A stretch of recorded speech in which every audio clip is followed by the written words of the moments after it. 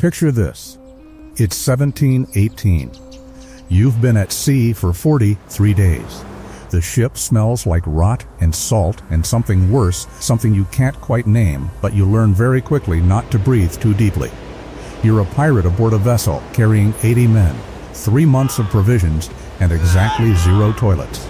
Your stomach cramps. Hard, you look around the deck and you see 2 rough-hewn planks jutting out over the bow of the ship, hanging maybe 4 feet above the open ocean. The waves below are dark. The wind is sharp enough to cut through your coat, and there is no railing, no privacy, no guarantee that the man next to you won't accidentally elbow you off the edge. This is the head, the pirate toilet, and it was one of the most dangerous places on the entire ship. Not because it was uncomfortable, not because it was humiliating, though it was both of those things, but because the combination of disease, exposure, and sheer mechanical danger around that spot killed more sailors in the Golden Age of Piracy than cannon fire ever did. Today, we are going to go somewhere that no history book wants to talk about.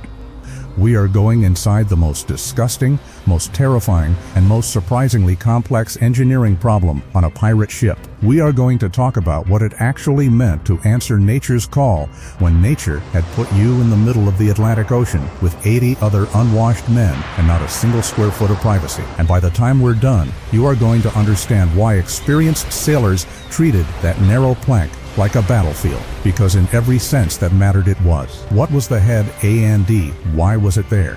Let's start with the basics, because the name itself tells you almost everything. The head. Sailors and pirates alike called it the head because it was located at the head of the ship, the very front. The bow. And the reason it was there had nothing to do with modesty or tradition. It was pure, cold engineering logic. Ships in the early 18th century ran with the wind. A vessel moving through water creates what sailors call the apparent wind, a combination of true wind and the headwind generated by forward motion. On most sailing ships of this era, that wind came predominantly from behind or from the side, pushing the sails forward, which meant the wind was almost always blowing from stern to bow, from the back of the ship toward the front. You put the toilet at the front of the ship at the bow, and every smell, every trace of what happened there got carried away from the crew working the decks and up into the sails. Put it anywhere else, and you were pumping that stench directly into the faces of the men you needed alert and functional. This was not an accident. This was a deliberate design decision made by naval architects and adopted by pirate crews who understood, even if they couldn't articulate it in engineering terms, that smell was a practical problem with a practical solution. But the design itself was as minimal as you can imagine. We are not talking about a room, or a compartment, or anything resembling what you'd recognize as a facility. On most vessels of this period, the head consisted of a platform, sometimes barely more than 2 boards nailed together, that extended out over the water at the bow. There were holes cut into this platform. Sometimes there was a rope or a wooden rail to hold onto. Often there was not. Below the platform, nothing but open ocean. Now think about what that means in practice. The ship is moving. The ship is always moving, pitching forward into swells, rolling side to side in beam seas, shuddering when a particularly large wave hits the bow, and you are sitting on a plank over open water, with nothing between you and a 40-foot fall into the Atlantic except whatever grip your hands can find. Archaeologists and maritime historians who have studied ship manifests and crew records from this period have found repeated references to men being lost overboard from the bow during rough weather, not in battle. Not in storms that swept men from the rigging, just gone, washed off. And the historical records don't always specify exactly what those men were doing when they disappeared, but the patterns are suggestive. The head was not just unpleasant. The head was legitimately, measurably dangerous. The biology problem disease below decks now here is where the story gets darker. Because the head was just one part of an interconnected system of biological catastrophe that operated constantly on a pirate ship. And to understand the full picture you need to go below decks. Every ship had what sailors called the bilge. This was the lowest interior space of the hull, the curved bottom of the vessel, where water inevitably collected. Rainwater that seeped through the deck planking, seawater that came in around the rigging and through cannon ports, condensation from 80 men breathing in a closed wooden space, and critically, whatever didn't make it to the head. whatever leaked through the deck above, whatever ran down from the lower gun deck when someone didn't reach the bow in time. The bilge was a soup. There is no more precise or accurate word for it. A black, rancid, constantly shifting soup of organic material, salt water, and everything that biological organisms produce when they eat, breathe, and die. It smelled so powerfully that experienced sailors described the smell of a bilge as something that could make a man gag from the top of the companionway ladder without ever descending. The bilge had to be pumped regularly. Every ship had bilge pumps, manual devices that sucked the accumulated liquid up and expelled it overboard. Pumping the bilge was one of the most despised tasks aboard any vessel, assigned as punishment to the newest or lowest ranking crew members. On a pirate ship, where hierarchy was more fluid than on a naval vessel, bilge pumping was still universally dreaded. But here is the medical reality that most popular histories skip entirely. The bilge water was not just disgusting. It was a bacterial incubator operating at a constant warm temperature, kept moist, fed continuously with organic material, shielded from sunlight. It was, in the most literal possible sense, a breeding ground for pathogens. And those pathogens didn't stay in the bilge. The smell, the actual molecules carried in that smell, traveled through the ship. Men sleeping in the lower decks breathed air that had passed over the bilge. Rats, which were present on essentially every ship of this era, moved between the bilge and the food stores and the sleeping quarters, carrying bacteria with them, and the crew members who worked the bilge pumps came back onto the main deck carrying trace contamination on their hands and their clothes. The disease that killed the most pirates in the Golden Age of Piracy was not cannon fire. It wasn't sword wounds. It wasn't even scurvy, though scurvy was devastating. It was dysentery, a bacterial infection of the intestines characterized by severe diarrhea, abdominal cramps, fever, and in the worst cases death. Dysentery spread primarily through contaminated water and contaminated food, but it also spread through contact with infected fecal material. On a ship where the head was a shared platform over open water, where there was no hand washing, where the bilge contaminated everything below decks, and where 80 men lived in a space that would make most modern people claustrophobic for an afternoon dysentery, spread like a fire in a dry forest. One infected man could have 30 shipmates symptomatic within a week. The hygiene question, what did they use? This is the part of the story that people ask about most, and the answer is more interesting than you might expect and considerably more disturbing. Toilet paper, as a commercially produced product, did not exist until 1857, but wiping materials of various kinds have been used across human cultures for millennia before that leaves. Stones, clay, moss, corn husks, and in wealthier contexts, cloth. So what did pirates use? The answer, documented in multiple historical accounts and consistent across the narratives of former pirates, merchants who had contact with pirate crews, and naval records of captured pirate vessels, was rope. Specifically, a length of rope, preferably frayed at the end to create a fibrous surface, hung from the head on a line long enough to dangle it into the water below. The ocean itself served as both cleaning agent and rinse water. The rope would be hauled up, used, and then dropped back down into the water to wash before the next man. One rope. 80 men. The implications for the spread of disease need not be elaborated upon extensively, but this practice was not unique to pirates. It was standard aboard merchant vessels, naval ships, and fishing boats of the era. The shared wiping rope was, for a period of several centuries, simply how maritime sanitation worked.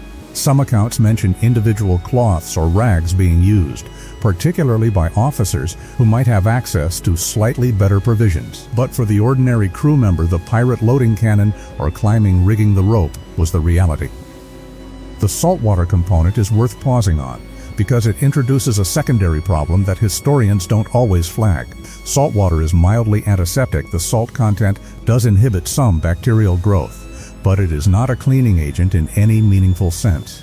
And constant exposure to salt water causes a condition that sailors called salt sores, or saltwater boils, open sores on the skin caused by the combination of salt, abrasion, and the breakdown of the skin's natural moisture barrier. These sores were painful, slow to heal, and in the absence of any antibiotics, occasionally fatal when they became infected. So the sanitation method that was supposed to reduce disease was simultaneously creating open wounds that made disease easier to contract. This was the trapped logic of maritime hygiene in the Golden Age of Piracy. Every solution introduced new problems. The class divide captain's privilege here is something the Hollywood version of piracy consistently gets wrong. Pirates had a remarkably democratic governance structure. Captains were elected. Shares of plunder were distributed according to written articles of agreement, and major decisions were voted on by the crew. But even in this unusually egalitarian environment, certain privileges adhered to rank. And one of the most significant was access to a private toilet. On a typical pirate vessel of the early 18th century, a sloop or a brigantine, which were the most common pirate ships, the captain occupied the stern cabin, the large compartment at the very back of the ship. This cabin was private, or as private as anything got at sea, and it typically incorporated what was called the quarter gallery. The quarter gallery was a small compartment built into the stern of the ship, on one or both sides of the rudder post that extended slightly out over the water at the back of the vessel. It contained a seat with a hole in it, positioned directly over the open ocean below, and it was screened or enclosed with windows or latticework that provided at least nominal privacy. This was the captain's toilet. It served the same basic function as the head waste fell directly into the ocean, but it was private, enclosed, and positioned in a part of the ship where the captain was not going to be knocked off the side by a rolling wave while vulnerable and off balance. But the quarter gallery had its own problem, and it was a serious one. The stern of a ship is where the rudder operates and where the hull narrows toward the back. In heavy seas, waves frequently broke over the stern. The quarter gallery, extending as it did out over the water at the back, was directly exposed to following seas waves coming from behind the ship. A bad storm could fill the quarter gallery with water, make it temporarily unusable, or, in extreme cases, structurally compromise it. And then there was the smell. Below the quarter gallery, inside the hull of the ship, was the lazarette, the storage compartment for the ship's provisions. Food, water, spare equipment, directly beneath the captain's private toilet. The drainage from the quarter gallery didn't always make it cleanly into the ocean. Some of it ran down the hull planking. Some of it seeped back into the structure of the ship. And in warm Caribbean waters, where bacterial growth was rapid and the temperature encouraged decomposition, the lazarette could develop a smell that penetrated the food stores stored within it. On some ships, the situation became bad enough that provisions stored in the lazarette developed a contamination taste that crew members could detect. This wasn't just unpleasant. Contaminated provisions were a genuine health hazard, another vector for the intestinal diseases that killed crews throughout this period. So the captain's private toilet, which seemed like an enviable privilege, came with its own set of problems. The entire ship was, in a sense, organized around a series of sanitation challenges that no one had fully solved, layered on top of each other from bow to stern. Storms, battles, and the worst timing imaginable. Now we have to talk about what happened when the sea decided to make everything worse. And the sea, in the Caribbean and along the Atlantic coast of the American colonies, was entirely willing to do exactly that at any time and without notice. In a storm, a real storm, the kind that pirate ships in those waters encountered regularly during hurricane season, between June and November, the head became completely inaccessible. Think about the geometry. The head was at the very front of the ship, the bow, the point that hit every wave first and hardest. In heavy weather, green water came over the bow, constantly solid walls of seawater that could knock a standing man off his feet. The platform itself would be submerged periodically. The ropes you might grab for support would be whipping in the wind with enough force to cut skin, and the motion of the bow in serious seas, the pitching and plunging as the ship rode up the face of waves and then crashed down into the troughs, was violent enough to make standing upright a significant physical challenge for even experienced sailors. In these conditions, nobody used the head. It wasn't a matter of preference. It was a matter of not being swept overboard. So where did 80 men go? The practical answer, documented in accounts from the period and consistent across multiple sources, is wherever they could. In extreme weather, when the ship was in real distress, the distinction between below decks and above decks broke down. Men were needed at their posts constantly. Leaving your position during an active storm could mean the difference between the ship surviving and the ship going down. So men used buckets. They used corners of the lower deck. They used the bilge, which was already a biological catastrophe, and made it worse. And when the storm was over, when the sea calmed, and the ship's crew could assess the damage, one of the tasks that fell to the lowest-ranking crew members was cleaning up the evidence of 40 or 60 or 80 men who had been unable to do otherwise. Now add to this scenario the possibility, the constant, ever-present possibility on a pirate vessel that the storm coincided with the sighting of a potential prize. Pirate tactics in the Golden Age were built around speed and opportunism. When a target appeared, a pirate captain needed every man at his station immediately. Men on the guns, men on the rigging, men ready to board. The transition from cruising to battle-ready could be a matter of minutes. And if that transition happened to coincide with a significant portion of the crew being below decks, dealing with a biological aftermath of a storm, you had a problem. There are accounts, some of them frankly comic in retrospect, of pirate vessels being caught partially unprepared for engagements because of exactly this kind of timing. The romance of the Golden Age tends to edit these moments out.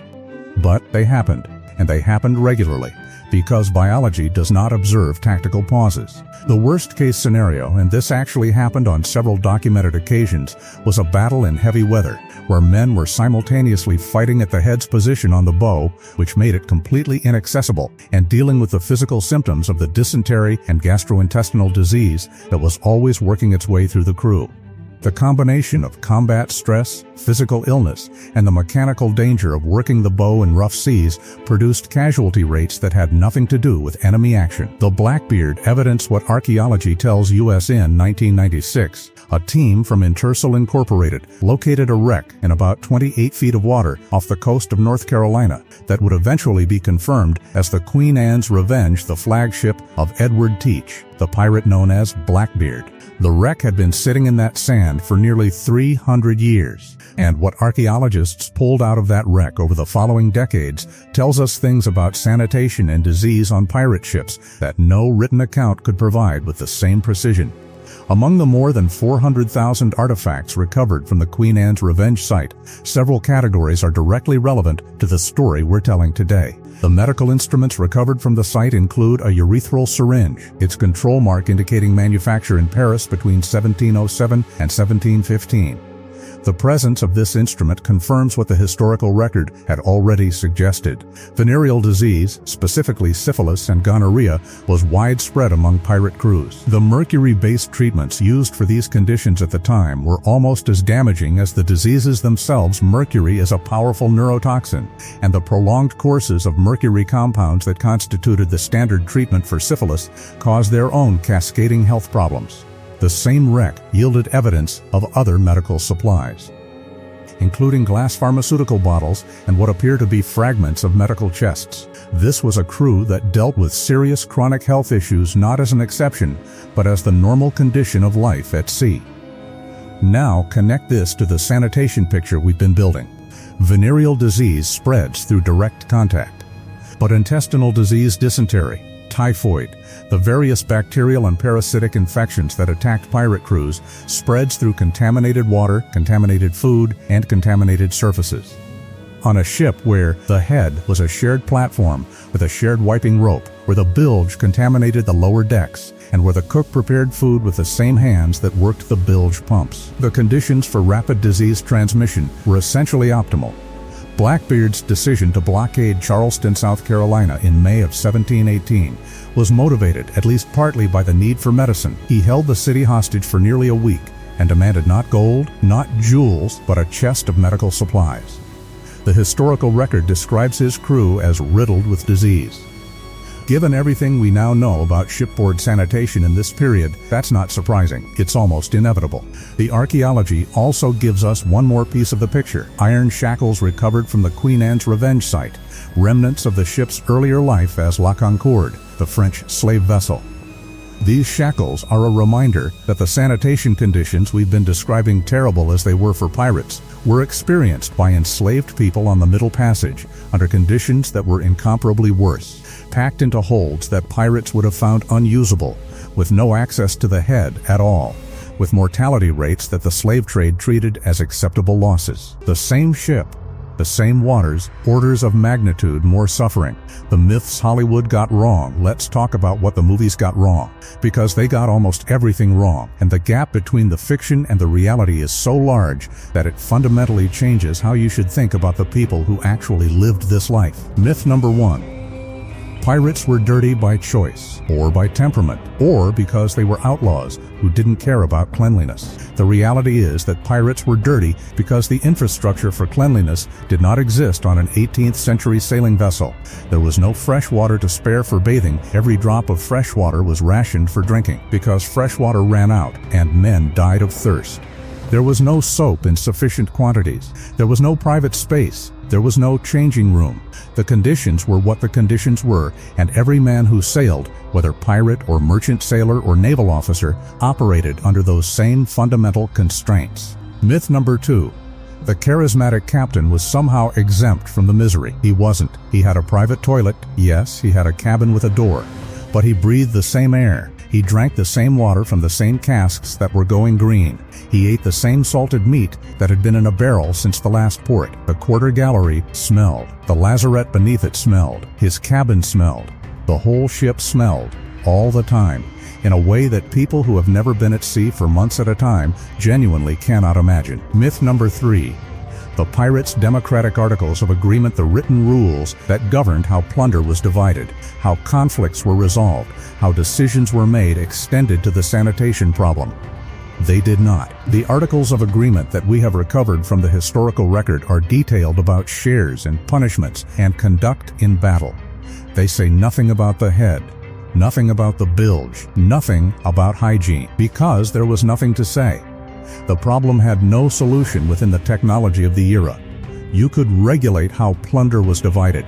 You could not regulate away dysentery. Myth number 4. The adventure was worth it. This is the hardest one to address because it requires you to weigh subjective values against objective physical reality.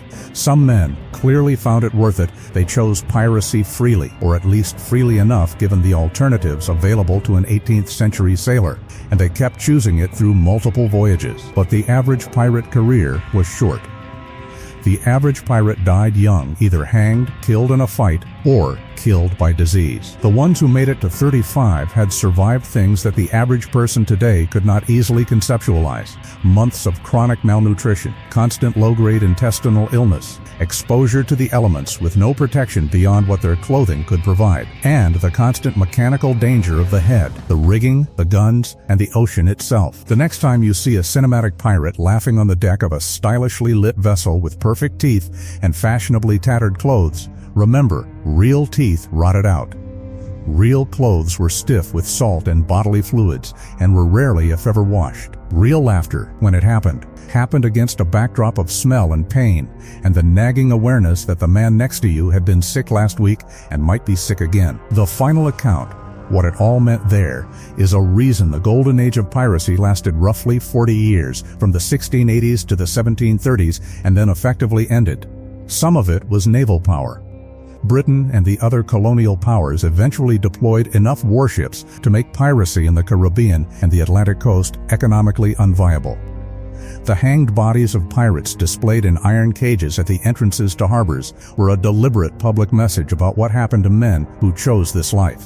But some of it, and this is the part that gets less attention, was attrition. The biological attrition of men living in conditions where sanitation was primitive, disease was constant, and the physical demands of the work were relentless. Pirate crews didn't just die in battle. They got sick and didn't recover. They fell off the bowsprit reaching for the rope. They developed sores that wouldn't heal. They drank contaminated water and died in the bilge they'd been trying to avoid. The head that rough plank over open water is in some sense a perfect symbol for the entire enterprise. It was a solution to a problem that the available technology couldn't solve properly. It was dangerous, shared, undignified, and absolutely necessary. It killed some of the men who used it. The men who survived it used it anyway because there was no alternative, and then they went back to their stations and loaded the cannon and climbed the rigging and did the work that the romance of piracy is actually built on. They were not glamorous. They were not clean. They were not the charismatic rogues of the films, trading clever quips over goblets of wine on a candlelit deck. They were human beings doing an extraordinarily hard job under extraordinarily hard conditions. And the gaps in their story, the parts that get left out of the popular history, are precisely where the truth lives. The truth lives in the bilge. It lives in the frayed rope. It lives in the urethral syringe pulled from the sand off the coast of North Carolina after 300 years. And it lives on the head, at the very bow of the ship, where the wind carries everything away and the ocean is 40 feet below and you are holding on with both hands in the dark, with the spray coming up through the hole and the ship pitching and rolling beneath you. And you are thinking, as sailors have always thought in every era, on every ocean, about how much you want to be somewhere else. That is the deadly truth about going to the toilet on a pirate ship. Not the adventure, not the freedom, the plank and the drop below it, and the rope that 100 men had used before you. If you made it back to the deck, you were doing better than some. Drop a comment below. Could you have survived even a single day in those conditions? And if this is the kind of history that actually happened, not the kind that gets cleaned up for the cameras, then you know what to do. The next video is already waiting.